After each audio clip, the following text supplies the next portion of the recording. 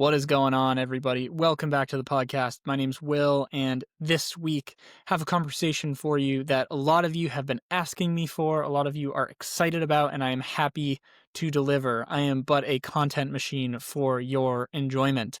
This week we are doing the Mount Ascutney Vertical Backyard Ultra debrief and breakdown, and this episode, I have the distinct pleasure of talking to both our winner, Conor Brown, and our assister, as it were, Bill Tidd, along with the race directors, Justin Chapman and Eli Burakian.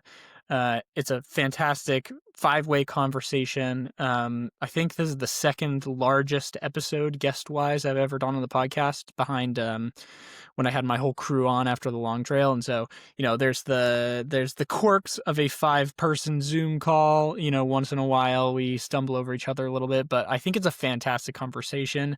It's really interesting to get to hear some of the inner workings of people like Bill and Conor, and to hear from the people who made this race happen, Justin and Eli, and hearing about all the volunteers and all the racers and how this all came together. It was a much bigger deal in the running community than I had originally expected, and I'm super excited that it turned out to be what it did. For those of you who perhaps aren't familiar, the Mount Ascutney Vertical Backyard Ultra is a new race that happened a couple weekends ago now. So it started, whatever that Saturday was, November 22nd. It started at 9 a.m. And the goal is simple. It's a backyard ultra style race, but the difference is that most backyard ultras are about 4.1, 4.2 miles, and you finish with no vertical gain, and you finish the lap, once per hour, and it's set up in that 4.1 to 4.2 range so that if you complete 24 hours, then you will have run exactly 100 miles. And how backyard ultra races work is they just go on forever until there's only one person left, and once that person finishes a lap that the second place person doesn't finish, they win and the race ends. The difference here is that instead of it being distance based, this race is vertical based. And so Eli's idea, he brought this idea to me 3 years ago, and it's pretty cool to see it coming to fruition. The idea was, what if we just took the backyard ultra race idea and said, well, instead of 100 miles every 24 hours, what if we say an Everest every 24 hours? So, and so that's what they did. They found a course on Mount Ascutney in Vermont that would have 1,209 feet of vert per hour or per lap, and you multiply that by 24 hours, and it's basically exactly the vertical of Mount Everest. It was also about 2.25 miles per loop. There were a couple other quirks of the race. So there was a short course and a long course, and basically the short course was about 400 vertical feet, and you could do 3 of the short course up basically a T-bar line, or you could do the long course, which goes up the T-bar line but then continues up the ski trails on the mountain. And again, both are essentially equivalent in terms of vertical and distance, but it's just a matter of strategy and which one you might like better. When Eli first brought it to me, my first thought was, it's like a cool idea, but I didn't think that it was going to go very long because, in my mind, an Everest on foot in 24 hours is a really, really difficult effort, and very respectable. And I was like, I don't think it'll go, I think we'll be lucky if we get a few people over 24 hours. How wrong I was, and I'll be the first to say that I was very, very wrong. So there were I believe there were 75 total people, over like almost 60 something of those 75 made it to the height of Mount Washington, which is 6,200, and then another about half, I think a little over half of the field made it to Mount Whitney, which is I believe around 14,000 feet. and 20 people, I believe, made it to, or it might have been more than 20 people, made it to Everest. Ya boy was one of them. I went out there with, I wasn't I wasn't prepared to go super deep, but an Everest on foot is something that's been on my endurance bucket list for a while. I had done one a couple years ago on skis, touring, that I've probably talked about on the podcast before, but I'd never done one on foot, and I felt like this would be a good time to check it off. So I did my 24 laps. I got out of there. It was a ton of fun. A couple of my med school friends did the race as well. Shout out Noah Jennis. Shout out Holly O'Hara. They both went out there and threw down. I think Holly did 20 laps, and Noah also did the 24 in the Everest with me. That was fantastic. The three of us were in a tent with Bill Tidd for the first 24 hours. And Bill, along with Conor, would go on to just push this race far, far beyond what anyone thought was feasible or possible. They went all the way up to, Bill did 89 laps, and Conor did 90 laps for the win. To put that in perspective, that distance is over 200 miles and over 108,000 feet of vertical in a single effort. Absolutely insane. I mean, put that into perspective. That's more than Tour. That's more vert than the Long Trail. That's more vert than the New Hampshire 48. It's pretty insane. And both of them did it sort of less than, about a couple months removed from big efforts. Conor put down a really awesome effort at Bubba's a couple of months ago, and Bill similarly a really awesome effort at Tour a couple months ago. So these guys are just insane. And then there were a lot of other people who put down really awesome efforts too. Amber Constant, always a crusher. She came in third. I don't know all the exact numbers off the top of my head, but she was well into the 60s in terms of laps. I know Lance Parker, Tori Constantine also went really deep. I'm forgetting the name of the guy who came in fourth. He was just known as Nordic Guy for so long. If you're listening to this, I apologize, but you're a legend too. Yeah, man, it was such a cool race. The community really came out for it. If you missed this event, I'm so sorry for you, but I'm guessing most of you listening to this were probably tuned in to some capacity. I went back, to put into perspective how crazy long this thing was. I did my 24 hours, went home and slept for a while, got up, did some stuff around the house, went to bed. Next day, I went and did a clerkship, shift on my neurology rotation. After work, I went back to Mount Ascutney, crewed Bill for a little bit, went home, slept, got up the next morning, did another shift at Mount Ascutney, at the hospital. Then after work on Tuesday, went back to Mount Ascutney, and they were still going. I crewed Bill for a little bit as well on Tuesday night, and then the race ended up ending, early Wednesday morning. So, wow, yeah, I don't think anyone had 90 hours on the bingo card for this. Bill, early on the race, Bill told me that he was shooting for 60 hours, and I laughed at him because I was like, I obviously think you're capable of that, but I think you'll win it far before that happens. And I was, again, very wrong. I was wrong about so many things in this race. I'm so proud of both of these guys and everyone who really put it out there. I think, are especially the top four really, really put themselves out there and towed the line and pushed their limits. And I think that was just incredible to watch. And shout out to Northeast Trail Adventures, Eli and Justin's company for putting this race on, and all the volunteers that made it happen. The Mount Ascutney Outdoor Center for allowing these guys to do their thing. It was a super cool event. I can't wait to see where this race goes. Who knows where the future of this race goes in terms of the course record or anything like that. But for now, we just want to enjoy the conversation with Conor and with Bill and with Justin and Eli. So I know that was a long intro, but I just felt like I wanted to talk. Well, I guess I can there's not a ton to say about my Everest. It was a lot of fun. I didn't really have anything wrong with me. Like I wasn't, I wasn't hurt. I wasn't gassed or anything like that. I went pretty fast the last like 6 laps because I just wanted to run less and I wanted to be done. But body felt good. I just, uh, was not in it to win it. And by the way, I wouldn't have won it if I had wanted to. These guys were on a different plane during this event. So that was my time. It was fantastic spending time with friends, so many community members out there that I've gotten to know, and that was awesome. Other updates, next week, or I guess 2 weeks from now, but next episode will be Jeff Colt talking about the Mahoosuc Traverse, and then after that, we will have Northeast FKT of the Year and other various awards that are completely made up that, Xander and I decide. It'll be great. It'll be great, and if you don't like it, then, crack a seltzer and listen anyway. Before we get to the episode, let me tell you guys about one of the sponsors for this week's episode. You guys know them.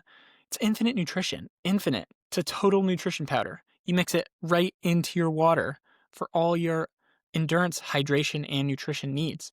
I use Infinite on all my big efforts because it is super simple, super customizable. I just need to take in 1 serving of Infinite every single hour, and I'm good to go on both hydration and nutrition. Conor used Infinite a ton on his win at the Mount Ascutney Vertical Backyard Ultra, so shout out Infinite for powering Conor.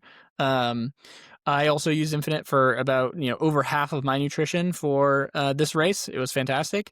I didn't have any problems, and stuff goes down good, keeps you running. So if you want to try Infinite, head on over to their website, which is in the show notes. Use code from the backcountry. That is not 3 separate words, actually. If you were wondering, that is all one word. Use code from the backcountry, 15% off. That includes custom mixes, that includes their high fructose blends, protein recovery shakes, you name it. They've got a blend for it. Fantastic company. Go try them out. What else? There's another company. Oh yeah, Burgeon Outdoor, new podcast sponsor as of last episode. Fantastic company. Super excited to be working with Burgeon Outdoor. Burgeon's a local outdoor clothing brand right in Lincoln, New Hampshire. They sew all of their own clothes right in Lincoln and in Gorham, provide jobs for the local community. They're really tapped into what is going on in the local community in terms of the hiking, fast packing scene.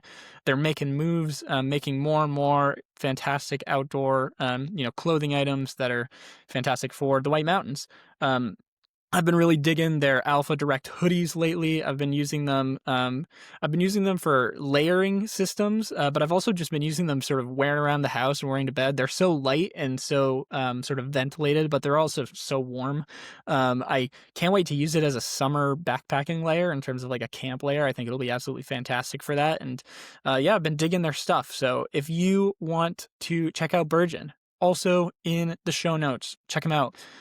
Burgeon Outdoor, fantastic local company. Support your local companies, and it also happens to be that they make fantastic clothes.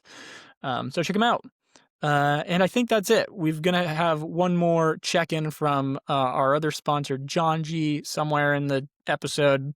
Don't even worry about it. It's probably never going to come. You'll see it later. But that's it, guys. I hope you enjoyed the episode. I had a lot of fun talking to these guys. Gosh, this is like a 15-minute intro now. I hope you guys hate me as much as I hate myself. Anyway, okay. To the episode. Conor, Bill, Justin, Eli, thank you guys so much for your time. Congratulations to everyone involved in this event. Can't wait to see next year. I won't be running, but can't wait to see next year. All right. Peace, guys.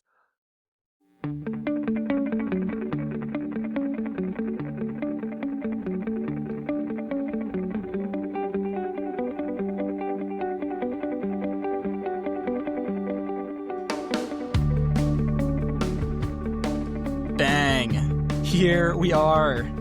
The most anticipated episode, at least of the week. The Mount Ascutney Vertical Backyard Ultra recap and debrief with our winner, our assister, and our race directors. Well, first order of business, everyone came prepared with their fizzy water beverage of choice. Connor, what are you rocking right now for our audio only podcast listeners? Hannaford Lemon Lime. Perfect, great brand. Bill, what do you got there? I've got a Spindrift Cosmopolitan. All right, wrong brand, but that's fine. Yeah. Eli, I'm rocking the Polar Seltzer Blackberry Mango. okay, nice. And Justin, Yeah, we're doing the cranberry lime from Hannaford, of course. of course, the signature seltzer for this episode. Yeah, that's right. And so Justin wins round one. Just so everyone knows, this is a scored episode. Appropriately so. And I, of course, am rocking the Hannaford brand cranberry lime, as is right and just. We'll give it a countdown and crack them, and then we'll get going. Ready? 3, 2, 1. Yeah, That was refreshing. that's beautiful. Just so good. Mm. Great. So yeah, we have, like you all just heard, Conor Brown, who's our finisher this year at the Mount Ascutney Vertical Backyard Ultra, Bill Tidd, who came in with the assist, and then Eli Burakian and Justin Chapman, who put on the race this year. I guess before we get to Conor and Bill, just Eli and Justin, I would love to hear a little bit about the background of this race, where the idea came from, and how it sort of developed from an idea into a real idea, and maybe we can go from there. Okay, I'm happy to take this one. Well, I think, Will, you were probably one of the very first people to hear about this idea. I think I threw it your way, a year or two ago, over a year ago. Was just kind of contemplating what would it be if we just sent people up and down the mountain as long as they possibly could go. And I love the backyard format. I've done race for DFL and Bubba's, and obviously love following bigs. But those of us in the Northeast a lot of us prefer going up and down versus flat and far. And there really aren't too many races like this. Jason Mosel has the race Mosey has Magnificent Bastards, but it's every 20 minutes. And so, I've fallen in love with Mount Ascutney over the past few years. During COVID year, I did it like 100 times and just really got to know the mountain well and thought this would be a perfect venue for a race like this. We have the open ski trails where you have views the whole way. We have Ascutney Outdoors, which is a volunteer organization, and they have a building, which makes for a great base for a race like this. And I'm always inspired by Laz. Sort of what twists can you do to sort of challenge people in new and interesting ways. So it's sort of I was with a typical backyard, not Bubba necessarily, but many of them and bigs set the standard. It's 4.17 miles every hour, and that adds up to 100 miles. So I was like, what is a sort of a vertical equivalent that we could come up with? And I thought, wouldn't trying to get a Mount Everest in 24 hours be kind of that? And it just happened to work out that 3 short loops of the lower T-bar on the mountain equals 1209, and you multiply 1209 by 24, and you get almost the exact elevation of Mount Everest. So then I just said, what's 1209 up and down the trails? And we found the spot on the mountain that worked out that way. And I thought it'd just be a great opportunity. It's very spectator friendly because people are coming down and you can actually see people coming down for a few minutes.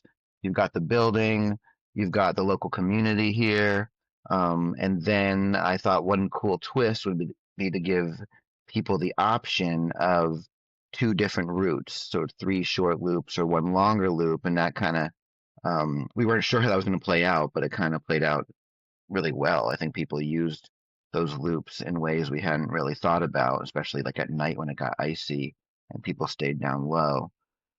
So that was sort of the genesis of it. And one of the members of the Ascutney Outdoors board suggested the idea of having sort of challenges along the way to give people sort of incentives to see what they could do. And that's why we sort of came up with the Mount Washington Challenge, which was doing the vertical gain of Mount Washington from sea level, which was a little over 5 laps.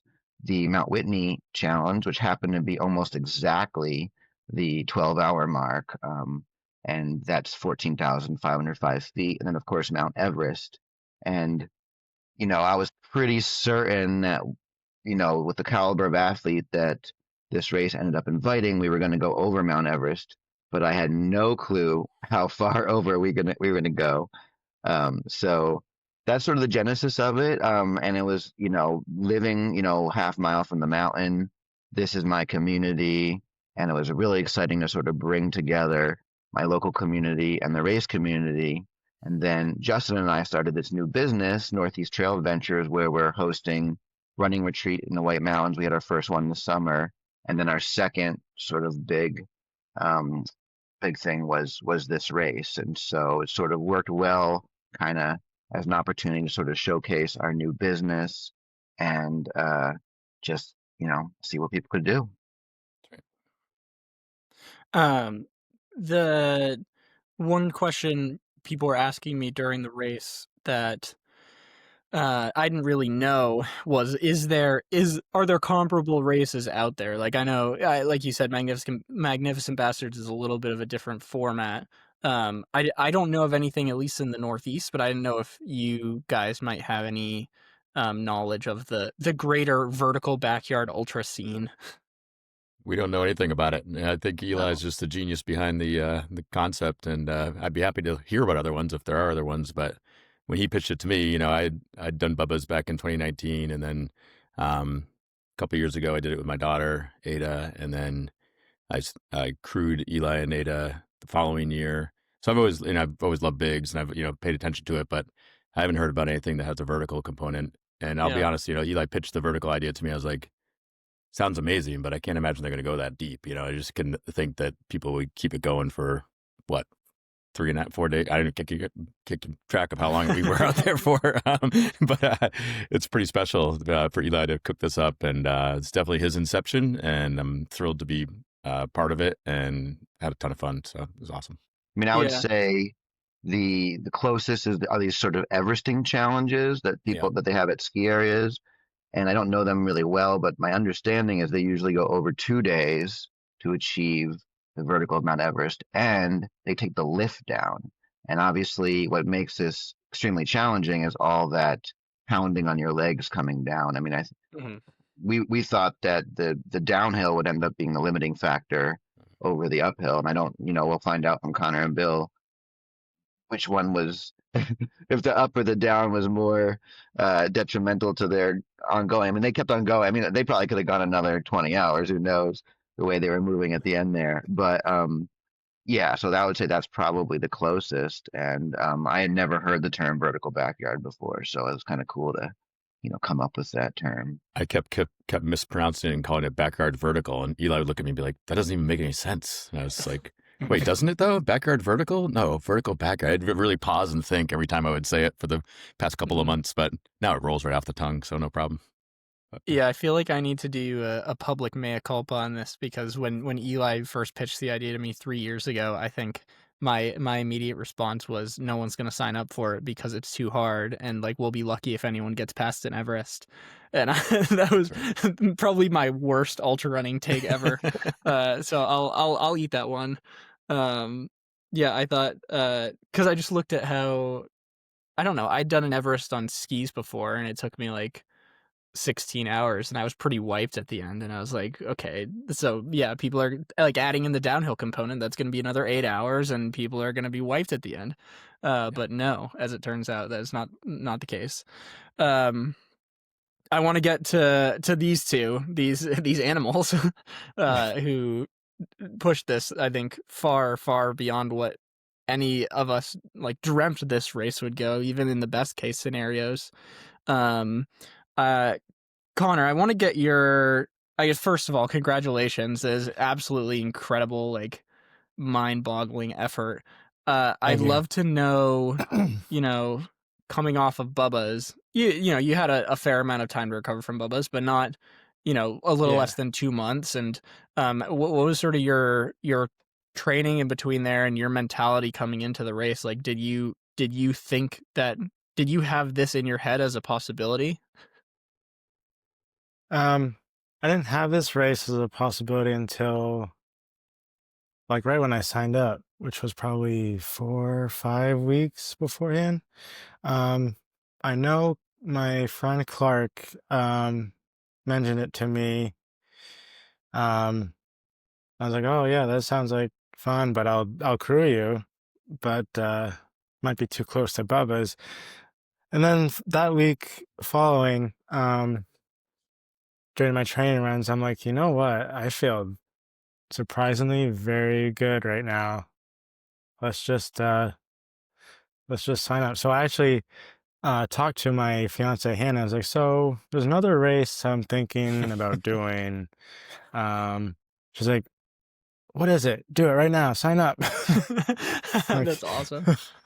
okay. So then after I signed up, I strictly tried to focus on vertical training, and I actually saw you, Will, one day on Pat's Peak. I think that was the start of my vertical training. And then it just, yeah, I visited Ascutney a few times and was ready to go. Sure. That's sick. Oh, how about you, Bill? I know, like, similar. You had a couple more weeks because Tor was a couple weeks before Bubba's. But you know, similarly, you had already done what was, I would imagine, your A goal for the year in Tor, and then, you know, coming into this, what was your mindset, and like what were you thinking that you would do going out there? My mindset was I was on vacation. It was I wasn't planning on doing anything after tour. the I'd taken like 2 weeks off, not consecutive from training. I was kind of doing the minimum amount of training, just trying to let my body recover. Um, and um, and then I'm not very well plugged into the scene, you know, I don't have an Instagram account. And so I didn't even know this race was going on, was coming up. And then Eli messaged me and I don't know, maybe was it a week before right before there were 8 slots open when Eli messaged me, and I'm like, oh, it sounds really interesting. I like the idea. Let me sleep on it. And then about an hour or two later, you messaged me, Will, and said, "Oh, there's 1 slot left." So I snagged the last slot, and I did a few repeats on Gunstock that week to get ready. And it was yeah. I mean, I think I came into it well rested. I was I'd put on, I don't know, maybe 10 pounds since tour. You know, I was looking forward to losing a little bit of that during the race, which I think I did. And what was, uh, I guess one thing that fascinated me during the race is sort of early on, if I can sort of put put our private conversations on the internet now, because the Sure. time has passed. Early on in the race, you told me, "Oh, I'm shooting for 60 hours because that's what that's what the Barkley is, and I gotta at least do that. And if and I laughed at you because I was like, you're gonna win it far. Like if you go 60 hours, like this race isn't gonna go 60 hours, so good luck." And again, a terrible take. But one thing that I was interested in seeing was as the 60-hour mark approached, I was like, okay, Bill's like, he's either gonna stop at 60 or he's never gonna stop. And what made you decide once you got to 60 that you were gonna keep going? Well, I think I mean, to that point, at some point on Monday, I was with Amber or some, the topic had come up, that the possibility that it might go into Tuesday. And I told Amber, if it does, I'm not going to be there. I was set on stopping at 60 hours, and I was going to be totally happy with getting that far, and that was my goal. But then later, a few hours later, I told Melanie, my wife, that, and she's like, "No, you're not going to stop." Yeah, Melanie, we owe this to Melanie. She said, "There's that wouldn't be fair to the other competitors," and I was like, "Well, I'm sure they'd be really happy if I dropped out." But yeah, at that point there was too much. It seemed like there was too much interest in what was going on to just kind of call it quits because I reached some arbitrary time limit. It was like, all right, let's see what I can do, and really, just go as long as I can. Yeah. Bill's mom was also weighing in on social media from time to time, so she was egging me to egg him on. So there we go. Yeah, well, I had to promise my mom afterwards that I would never do one of these again. And I told her that even if the race was full, because she said next time he tries to sign up, tell him the race is full. And I said even if it's full, we tell him there's a spot. And I said we need that. We need your boy there.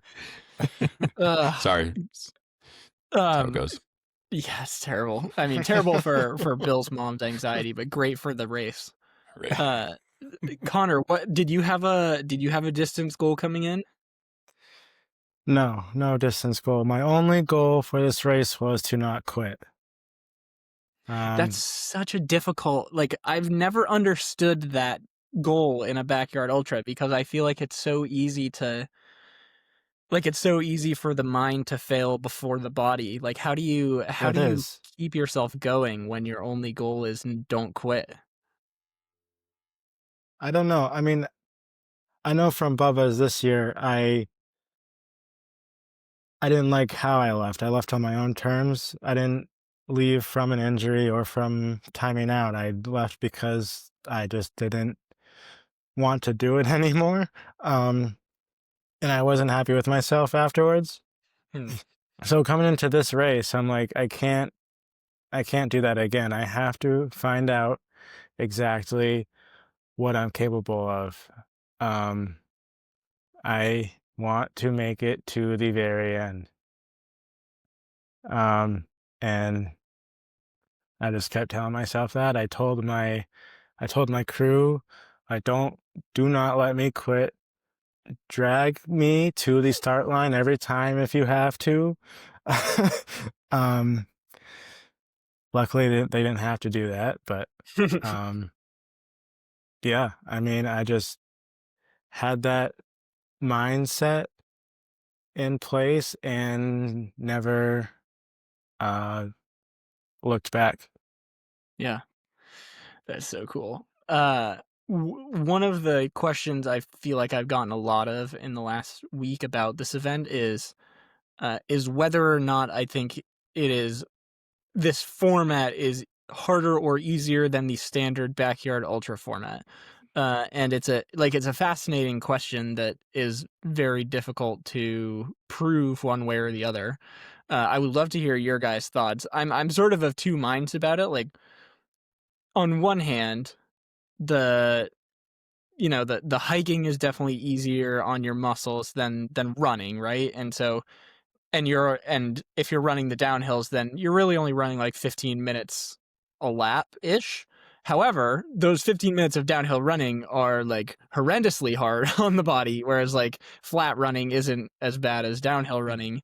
So I'm not sure, honestly. I like some logic, I guess logic a little bit would dictate that that because this went like double the distance that Bubba's usually, or double the time Bubba's usually goes, that it might be easier. But like, that's one of the beauties of the backyard format is that you only need two psychos like you two to push it really far, right? And that's not necessarily a reflection on the format as a whole.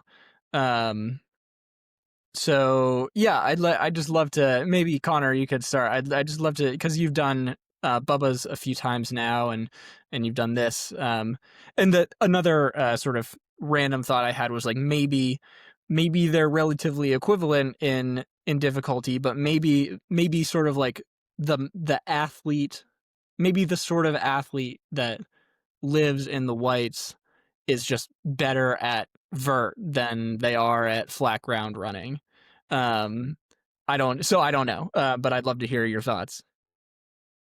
I mean, yeah, maybe. At first, I thought that this would be harder than your typical backyard, just because it, it is a vertical backyard.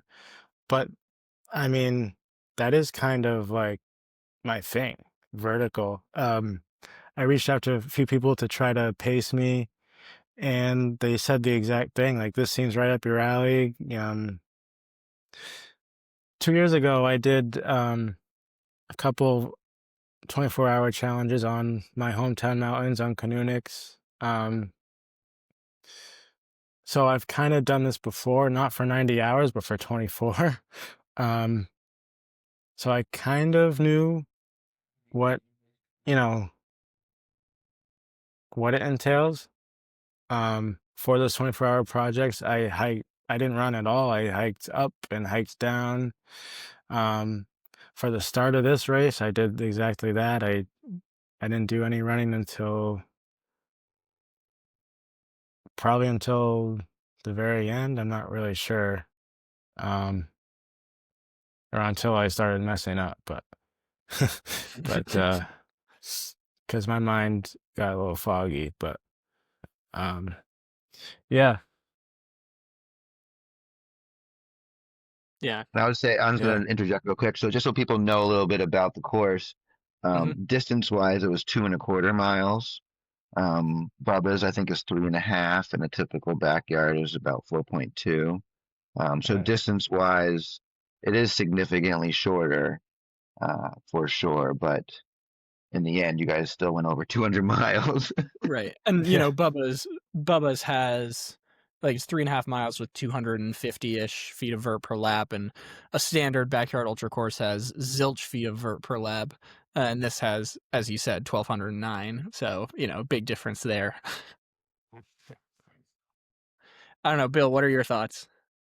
It's a great question. I wondered it before, during, and after. Can't say I know the answer. I mean, I've done a flat, kind of one standard backyard race that only went like 27 hours. So can't really compare in terms of the difficulty. I'll say the time it took me to complete a lap was comparable in both races. So I think in that aspect they were similar. There's pros and cons to the vertical aspect. You've got to climb. You're going to expend more energy on those climbs than you would on flat ground typically.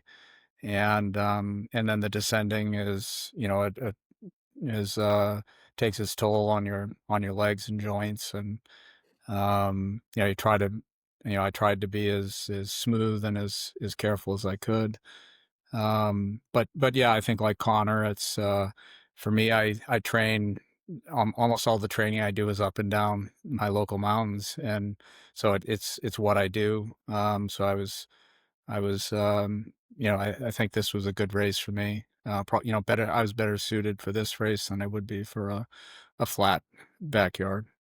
Yeah. How about you, Justin? Do you have thoughts on this matter? Yeah, I mean, I do feel like the metric of the fact that it seems to be taking people about the same amount of time as what is a typical time to be out on the Bubba's course or on Big's course, for your athletes. Like that metric alone, I don't think people are modulating how quickly they're going. They're just trying to get in with enough time to recover and eat some food and fuel and get their anything they need to change up.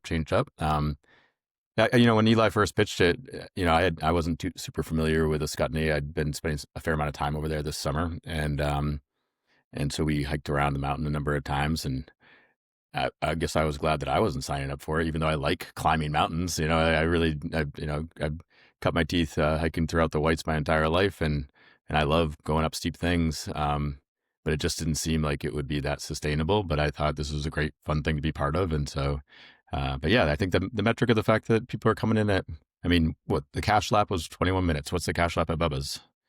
How fast do they dust that? It was Probably, 24 this year. yeah. 24? I'm sorry, Yeah. 24 at Bubba's. Okay, so all right, so a little bit longer. Maybe Bubba's maybe a little harder to get around the course as far as time wise goes. Uh, but you know that abuse on your knees. I mean, take a look at Amber Constant's knees if you want to see how hard or easy this course is. It's brutal. So Mhm. yeah. And also, Oh, go ahead, Eli. just one thing Amber was saying throughout is sort of how, not all up is created equal as well. In the whites, typically you're sort of stepping from rock to rock, and this one was sort of more smooth. So I think it might be a little tougher on your calves because you constantly are sort of flexing your foot up Mm. in a way. Obviously, it was less technical, minus some sort of loose rubble and a few little icy spots. But I mean, going up that steep part of the T-bar, you're kind of in constant dorsal flexion the whole time. And I don't know, for some people, maybe that's easier. And for people that hike in the whites, where you're sort of more in steps, I think that could be harder. More like a steep treadmill than a stair stepper, if you kind of compare the two. So, Yeah. anyways. I I think there were a think lot that of was people. significant. That aspect of it. I'm much more used to the putting my foot on a flat surface versus having to support it my weight off my toes. It's the John Muir Trail, not the long trail. Yeah. Those ramps through those passes it's a different kind of walking for sure. Yeah. Yeah, it's the John Muir Trail, except with just like 2.5 times the vert per mile. Yeah. Yeah, exactly right. uh, a lot of people were doing the sort of mountaineer sidestepping up that T-bar section to save their calves. I thought that was pretty funny. Yep. What did you guys lean on for fuel out there? I feel like I had a little bit better of an idea of what Bill did because I was with him for a lot of it. But Connor, what were you taking in for that time, and did it change as the race went on? I feel like mostly the same. I was actually feeling on Infinite. Let's go. Yeah. I had two drinks ready for me at the time, two different blends. One had caffeine, one without. Um, for laps that I had like a Red Bull or something, I would have the one without the caffeine. And then I mean I would take a break for the caffeine at some points, but so there was that, and then there was for this race, I was actually eating solid foods, which is different for me because my stomach can be kind of sensitive at, during races. So I was having, you know, baked ziti. I was having pizza. Maybe the Infinite helped with that. I don't know, but I was having pizza, chicken noodle soup, ramen, more pasta. It was really, really good. Mm. There's some chicken fingers and waffle fries late Oh, game, if I chicken remember fingers and correctly. waffle fries towards the end. Yep. I was like, what is going on? Yeah. It's interesting, Bill. I don't know if you've had this experience, but I found there's somewhere in the like 1 to 2 day range, my stomach just like doesn't care anymore, and it like I feel like my stomach can be a little bit picky on during the first day in terms of like feeling nauseous at points or being really careful about what I take in, and then once you get like carb deprived enough, it just doesn't matter, and it will inhale. You could put like deep fried chicken into it and it wouldn't care. It's just give me calories. Uh do you feel like that holds up with your experience? Well, for this race, one thing I did that was different is I ate mostly normal foods for the first day. I ate Interesting. oatmeal. I had like chicken salad. I had chili, um, and I stayed away from the drink mixes probably until at least 12 hours in, and then the drink mix that worked that was the easiest for me was Morton. So uh, as the race, as I got in, when you're deep into the race, that's what I relied on.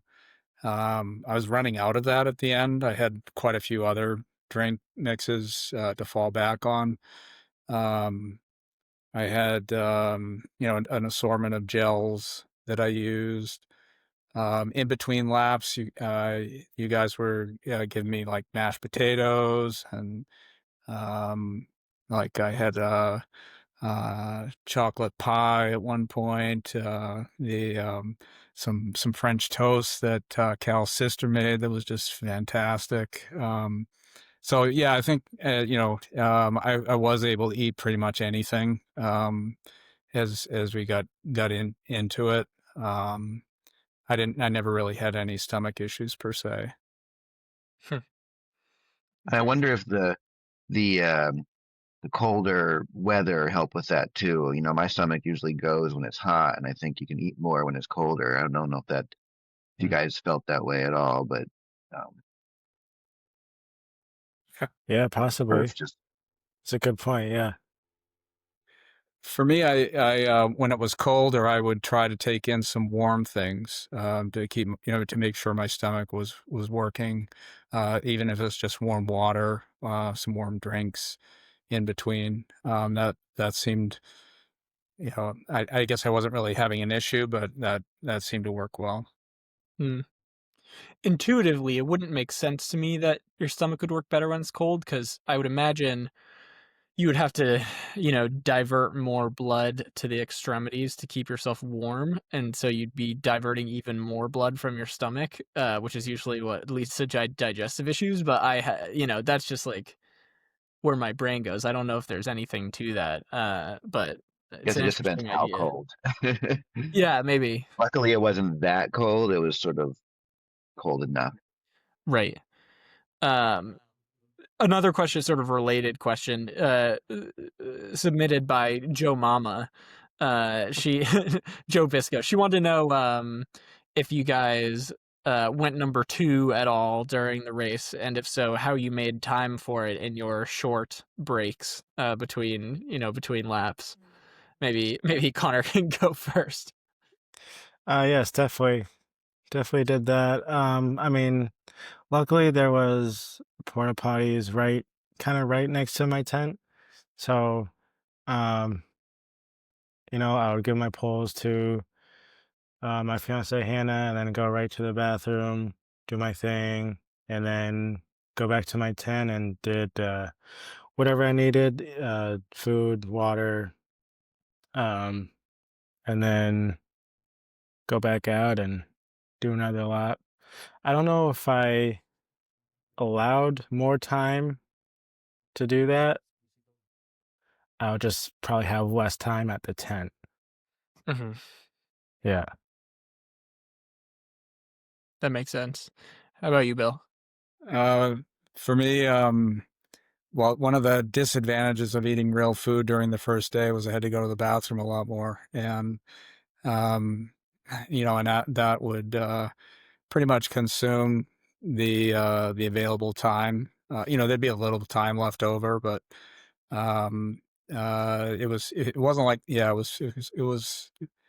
would tend to cut things short, and then yeah, later on in the race, the my crew would be outside the bathroom door counting down, 4 minutes, 3 minutes. You could sense the urgency and anxiousness in their voices. And 2 minutes. They're just dying to wait for to hear the toilet flush. But fortunately, we always made it out in time. Mm. I think one thing that shocked a lot of people about both of you, and Amber until close to the end, was just the absolute shocking consistency of your laps, in terms of timing. You're coming in very, very consistently at around the same time every lap, and I'm wondering, when things got deep and maybe the brain was getting fuzzy, was like, were you consciously keeping track of, landmarks or how fast you were doing short laps or keeping track of pace on your watch? Or was was your brain on autopilot and it just so happened that you were so locked in at that point to the pace that you didn't need to, keep track of how fast you were going? I don't know, Bill, maybe you want to speak to that a little bit, but it's definitely something that people commented on. For most of the race, I'd say it was just, I wasn't paying close attention. It just worked out. But I did develop. I was cognizant of where I was at certain times and what the split times were. And as we got to the end, there was one point where I felt like I was just spacing out, dilly-dallying, and I got behind. And on one, I think on the first climb on one of the laps, and then from then on I kind of focused very carefully on the split times, and the shorter loop made that pretty easy. But I think I also, once I hit that point, I was maybe overestimating what I needed to get done, and I was pushing harder than I needed to, and then that kind of depleted me over several laps. But for the most part, it was natural. But then I was being very conscious of the split times. Okay, cool. How about you, Connor? Yeah, at the start, took me a little bit to find out, what my landmarks were and what times they were going to be at. The start of the race was very, very different from training, obviously, because I power hike up for training and then just run down. And for the race, you just kind of hike both ways. So my first couple laps were really fast. I'm like, whoa, I need to slow down. But eventually I dialed into a few landmarks. There was, I did long loops every time. So you go up the T-bar and then you go up that kind of, I guess, sketchy section to, and you get on the actual like ski path. I wanted to make that point at 11 minutes and then keep going. And there's a bench. I wanted to make there like 14, 15 minutes. And then you go up to past both icy spots. If you go past that or go beyond that, I want to get that at 19 minutes. And then I wanted to reach the top by like 27, 28 minutes. And then coming down, I don't think I used the icy spot for coming down, but I think it was just straight to the bench coming down, which would be 37, 38 minutes, and then down to the end, which would be, 49, 50 minutes. Worked out fairly well for throughout the race. I would say, yeah, it worked out Fairly pretty well. well. Yeah. So you finally got the gist of it, That really helps. Yeah, well, That was yeah. Connor's comment at yard 88 or something. He and Philip 80, are 80 having something. this great conversation, and Philip's kind of going through I don't know, maybe do you remember this conversation, Connor? Yeah, well, You were outside. The fourth night, that's when I don't really think I used the landmarks anymore. I just, my mind was completely lost. Well, somebody was helping you try to think it through, because you were definitely getting a little confused as to, at one point you asked, wait, do I have to do Everest every lap? Like that was how Oh my gosh, confused your yes, I brain was. remember that. Yeah. I remember And that. then, Yeah, I'm doing Everest. and you're like, what, doing Everest every lap? And then later, I think it was Philip going through like what you had to be looking for, and your goal was you just get into the turnaround, you're coming down, and you're like, yeah. I think I finally got the gist of this course. And it was Oh my 80. I was gosh. like, I hope so. We're 88 laps in. Yeah, I think it was like, I don't know if it was Maybe it was quite 87 that or late, 88. 87, yeah. You had like a 57-minute lap or Oh something, yeah, a a bad lap. 58-minute lap, and we were like, Yeah. oh my God, like, is this Yeah. the end? And then as he's talking to you, like you're like, oh yeah, I got the gist of it now. And then you threw down like a 49-minute lap right after that. We So were we've been all playing around with the gist of it ever since then. It's we were all hilarious. belly Yeah. laughing, and that's been like our go-to line ever since then. Like, oh, you cracked us all up as you took off for that lap. It was so fun. Yeah, I had a couple long laps. I think one of those long laps I wanted to sleep afterwards, but I couldn't, obviously. So the next lap I'm like, all right, I'm just gonna push it so to make sure I can sleep. Yeah. Um You had one where you so that's came that. blazing in. I think you had 4 minutes to spare, and Yeah. Philip and Hannah were definitely not going to let you even come into the building. They were ready to transition you at the corral, and you didn't even give them the choice. You just walked right past them and sat down in your chair, and you're like, "I need to sit," and they're like, "Okay, he needs Yes. to sit." Yeah. Like, yeah. That's wild. Yep. It's so wild.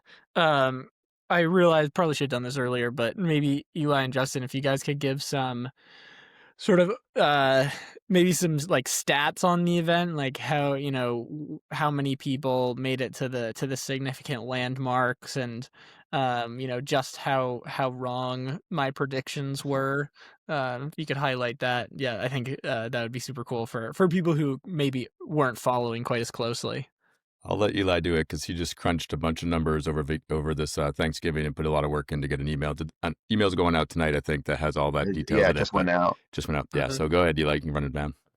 If I remember correctly, we ended up having 75 starters. We sort of missed one, but we had 75 starters, including my 9-year-old daughter, and she did the least amount of 2 laps. 67 people hit the Mount Washington landmark, which is 5 laps plus a shorty. And they hit like a little over 6,400 on that. So for a lot of people, that's a really impressive number. I mean, if you do 6,500 feet of climbing in a day, that's a solid day for a lot of people. And 67 out of 75 is incredible. Over half the field, 38 people made it to Mount Whitney, so did 12 hours, which is just Awesome. crazy. I mean, that's 14,500 feet of climbing. And then 20 people, so over a quarter of the field, made Mount Everest, which was just, yeah, again, kind of astounding. There were 4 people who kind of really pushed it. Well, Lance and Tori finished with like 37. And so my whole prediction was 36 to 40 hours would be the cutoff. And everybody but 4 were under that. And then Seth hit 50 hours. Amber hit 67. And then you guys were 89 and 90. And then I'd also just like to give a shout out to, we had a couple of sort of small challenges within. We had the cash lap, and Lyle Cords. He threw down a 21-minute from bottom to top and down again, which is just kind of hard to believe. And I can't remember the name of the guy who, I wish I could remember, but there's somebody who was just right on his tail there who finished at 22 minutes. Yeah. And then we had another challenge called the Vert Gobbler.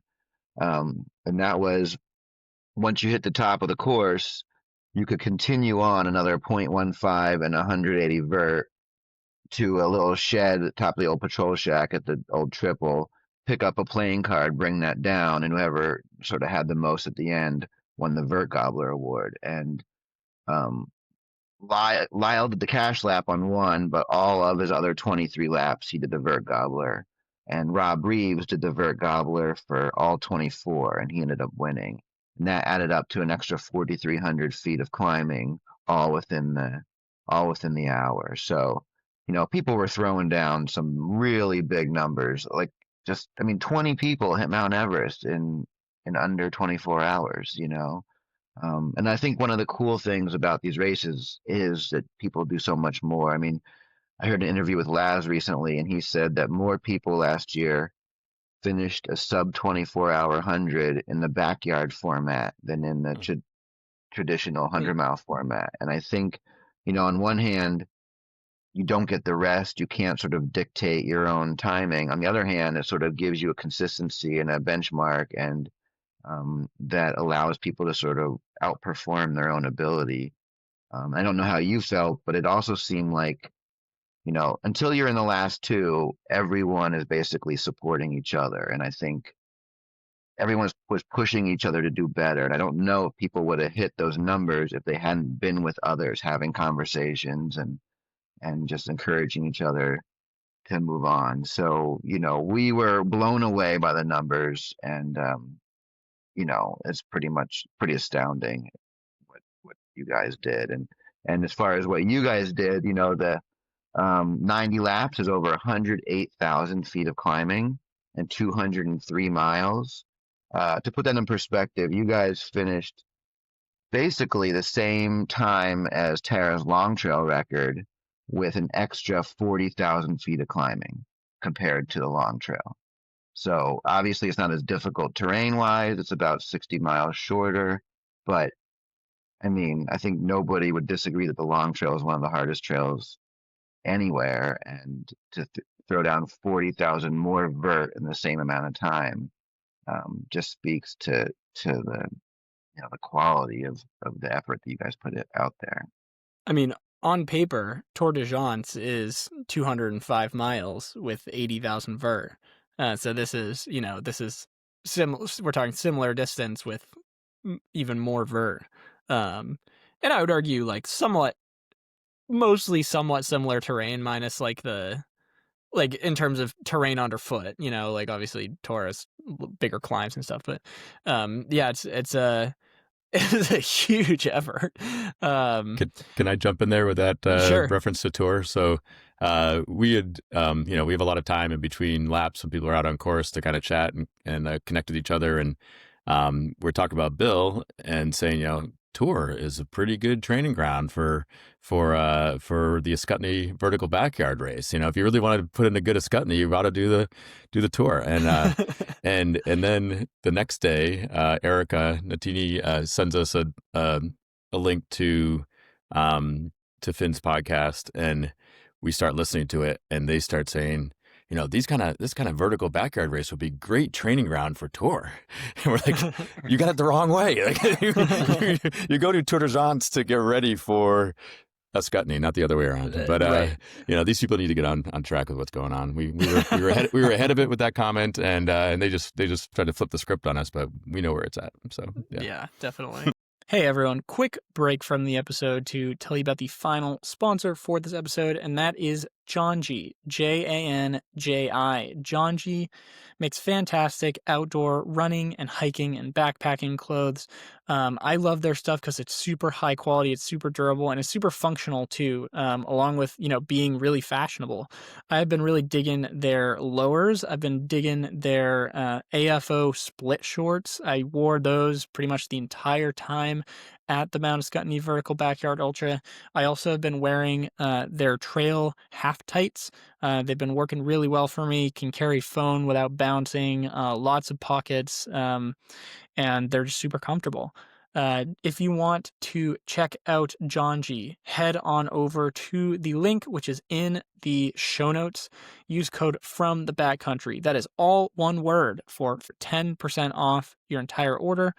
And when you go to the checkout, go to the podcast thing, tell them we sent you. It really helps the show. Letting them know that you're checking them out because of us.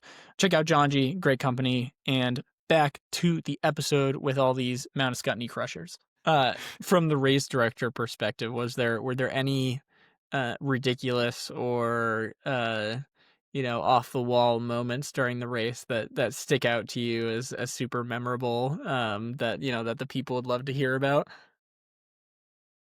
Well, I've got a couple here. One of them involves Bill. So the fourth place person, Seth, was starting to get really tired, and he had this idea that he would run ahead, take a dirt, and he would tell Bill, "Wake me up." He'd run ahead, fall asleep on the trail, and have Bill wake him up. And I think that happened like 3 or 4 times. You can correct me if I'm wrong, Bill. It did. That was I don't think he got much out of those dirt naps, but no, I don't think so either. And then there was a funny time with Amber. She came down and had like 2 minutes left, and her crew brought a bed out to the corral, and they put her down in the bed with a blanket on. They even put a sleep mask on her. 2 minutes. They put her under the covers with a sleep mask. She fell asleep for 20 seconds. Then they pulled it off, ripped the covers off, pushed her to the front, and she started moving again. She slept for 20 seconds. So that was And kind of crazy. I want to follow that one up. She sat up, kind of crying, kind of drooling, kind of doing a lot of things, coughing. She had that, I don't know what's going on with her lungs, but clearly that was getting to her. And as they headed off, she was kind of staggering up the hill. And Bill, you kind of noticed that she was coughing, and you were on your trek, but in classic Bill Tidd form, you slowed down, you checked in with her, and I think we got this on video, and you put your arm around her, and you know, it was just like I know you have, what, 4 daughters? Is that accurate? It Yeah. seemed like it's like this is a father-daughter type moment where he just wanted to. I don't know what you guys said to each other, and that's not for me to know. But you could tell it meant a lot to her, and she laid down, I think, 6 more yards after that. So, you know, kind of brought her back from the dead. That was pretty special. One funny one that I have is when Conor's crew decided to transition to indoors to bring everything into the Ascutney Outdoor Center as opposed to using his tent, which his tent, you know, they had a little heater in there, I think. They zipped it closed every time, keeping him warm. And we wanted to help them break it down. And they asked us if we'd come over and break down the tent. And Eli and I kind of walk over there. We're pulling stuff out of the tent, putting it outside for Lisa and Hannah to organize. And Eli just pokes his head and he goes, "Oh, good. There's not a second Conor Brown in here. I was starting to wonder if there was a body double." And they were taking turns swapping laps.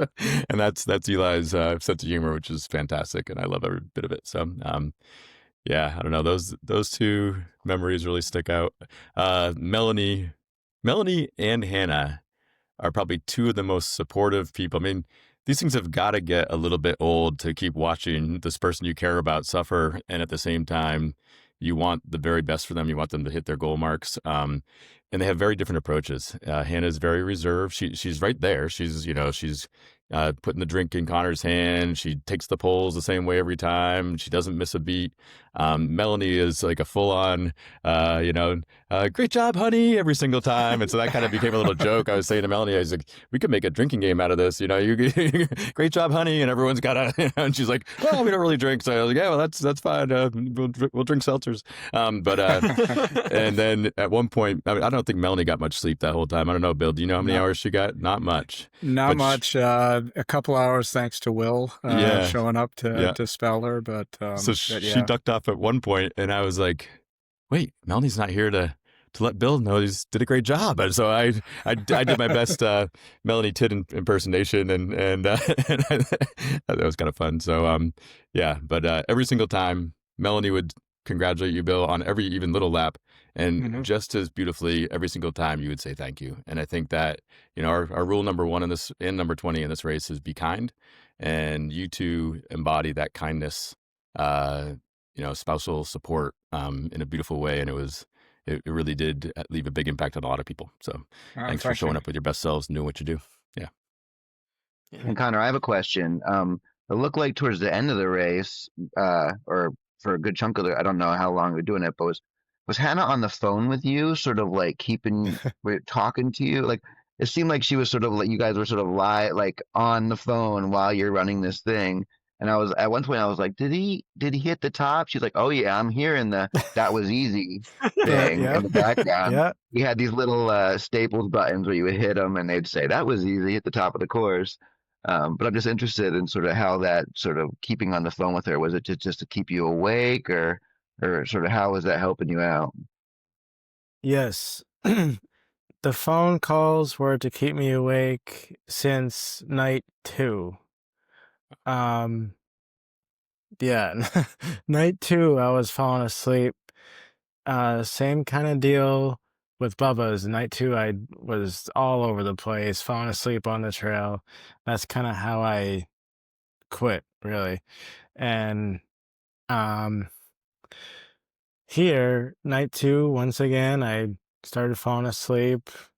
And this time, I was the only one doing the long loop, so I was all alone. And so Hannah's like, call me, and so you could have someone to talk to. Or maybe I thought of the idea. I'll give the credit to her, but I'm like, okay, yeah, that sounds great. So I tried calling her like 5 times, like maybe a little after the T-bar where I got service again. phone call actually didn't work. I actually had to Instagram call her every time until she got tired herself. So there was one point, maybe the third night or something,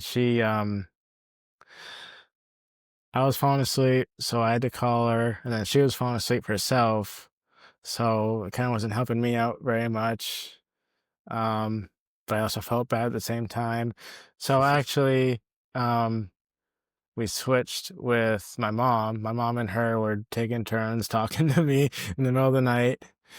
And then that carried on until, the very end.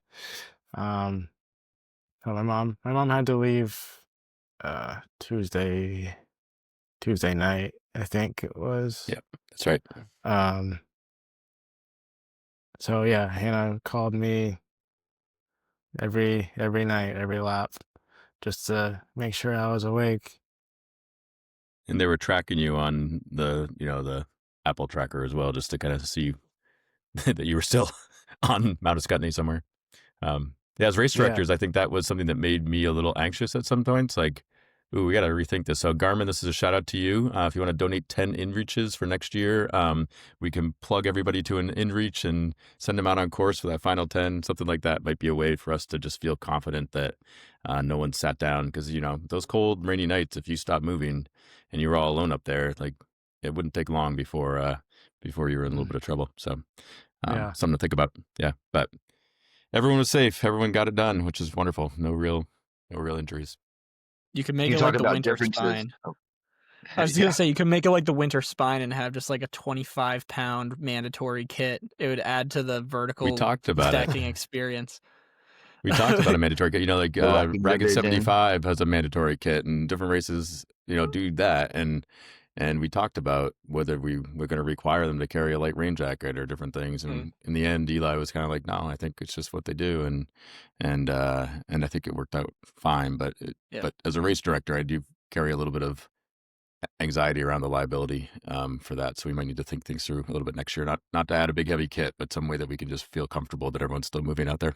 But, Sure. Yep. Eli, what were you saying? Oh, I can't remember. I lost my train of thought. My brain is still a little fuzzy. I'm sure it'll come back in a minute. That's all right. I know what it was. I know what it was. It was, Sure. I think one of the things I want to just shout out to you guys too is like, and what makes us different than other events. I mean, we're so late in the year. There was 15 hours of darkness. I mean, you guys did the majority of your race in the dark. I mean, that's the mental fortitude to push through that is just incredible. I mean, you would do this race in June and you'd have 15 hours of daylight, so and of course we started at 9, so we didn't even maximize the first day. I wanted to make sure people could drive in and not be rushed and be able to start the race on time, not to spend a lot of money at hotels or whatever. But I mean, so much darkness. So much darkness. So and then I don't know if you were going to ask this, Will, but I'm interested in hearing sort of, Bill, why you switched to short loops for a good chunk of the race, and you kind of finished off doing short loops with one, possible tiny exception at the very end, which may have led to your going over the not finishing the final loop. But Conor, you did the long loop every single time, and Bill, it seemed like, a lot of people were switching to the short loops at night in order to avoid the icy section and probably just to get the energy from seeing people at the bottom, although you can fill that out. But I'm just interested in sort of what led to your decision, because it was kind of cool for us. Like once it was down to the two of you, you weren't side by side. You were racing your own races. Bill, you were doing 3 short and Conor, you're doing 1 long. And it was almost like you're just in your own head the whole time. So. Yeah, well, I noticed that I think the majority of the racers started out doing the long loop, and then when it got into the night, more switched to the short loop. My reasoning for going to the short loop was I was thinking that it would breaking up the climbs and the descents would be easier on my body. I mean, the trade-off there was that the climbs were steep. Up the rope toe, you had to go up that 3 times. Those were, very steep climbs. But the descents were easier. And I did do, I made a few times I went up the long course. Once after it snowed, it was, I had spikes on. It was, so it was fine, but the spikes they made the descent harder on my body. And so I didn't like that. And so while it was icy up top, that was another reason to do the short loops. Um, the, um, and I had, and a few times I had tried it, and the long descents, I wasn't hiking down them, I was running down them. And so they did seem to take a bigger toll on my legs than breaking up the shorter descents. Yeah, it's very interesting. Go ahead, Bill. Yeah, I guess maybe I can talk about the end, what happened there. I mean, we haven't talked much about I mean, Connor's mentioned, falling asleep and stuff, the mental aspect of the race was, I think for me, the biggest challenge. Just staying sharp. I never hallucinated. But by the second night, my short-term memory was gone. I couldn't remember Seth's name. I couldn't remember Amber's name. I came up with I was trying to remember, came up with tricks to remember their names, and then I couldn't remember the tricks. It was, so I was definitely losing cognitive ability. I was able to sleep, for short periods, and that staved off I never had hallucinations. But on that last loop, it was foggy. I was descending down the first descent down the short loop, and I came to a spot, and I was like, I just didn't recognize it. I was sure I was off course. And um and there's in hindsight, there were so many things. I mean, I saw trail signs that were, Fifth Avenue, and I'd been doing Fifth Avenue all day, but still, I wasn't certain that was right. And instead of descending further down, I decided, well, I'm off course. I need to hike back up to get back on course. And so I hiked back up, and I got back up to the top of the rope toe, and I'm looking around, and I've been there a million times, but I still didn't recognize it. It's got the building there and the top of the rope toe, and I still didn't recognize it for like 2 minutes. And then finally it dawned on me, okay, I know where I am now. Look at my watch, and I'd lost 16 minutes at that point. And that was there's like no way I can make this up. And I thought, well, maybe if I, I can't do it on the short loop, but maybe if I go up the long loop, from that point, maybe I can make this up. And so I made an attempt. I saw Conor on the way down, told him what had happened, and then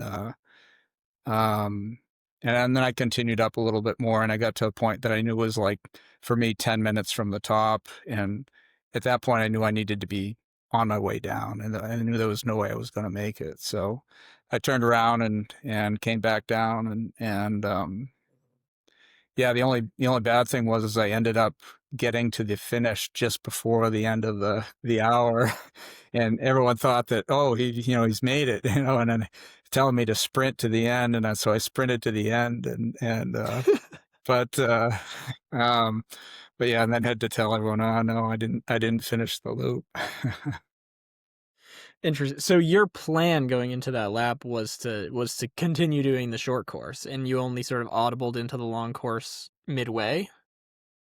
Well, it's a little more complicated than that. It was I had Actually, my plan going into it was to do the long course. I'd on the prior loop, I was really pushing it hard to make my splits, and that's where I'd convinced myself I can't make my splits on the short course, but I think I could finish the long course. And then on the ascent, I just took it a little bit easier, and I got to the top of the rope tow with, it took me like 1 minute longer. So it was 11 minutes instead of 10 minutes to the top of the rope tow.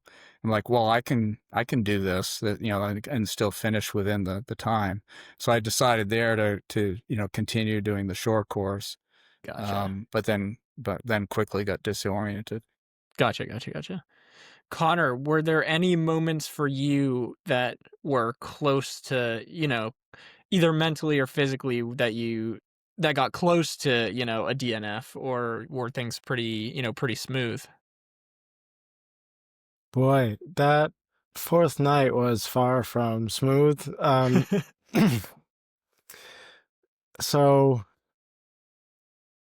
yeah, my mind was completely lost that fourth night. I don't think I remember much, but I know that I was going up there and on my phone calls with Hannah.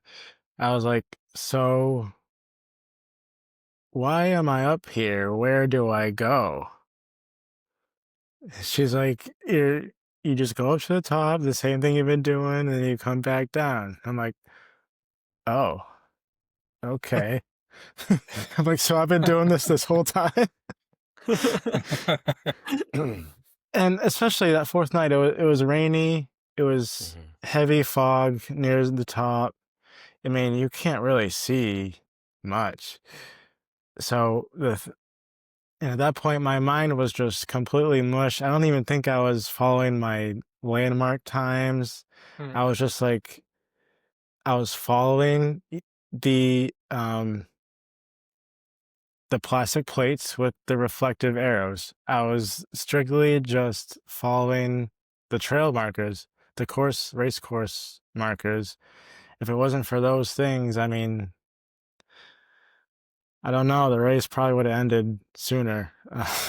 um, but the trail didn't really seem recognizable to me. I was just following. It seemed like it was in a game where every single arrow was like a checkpoint, and then I ended up reaching the top every single time somehow, and press the button and and then just made my way down the same way I came up, and I was telling Hannah, like, oh yeah, it was kind of scaring her, I think. I'm like, yeah, then I'll see you next year because this is taking forever. Because it seems, I don't know.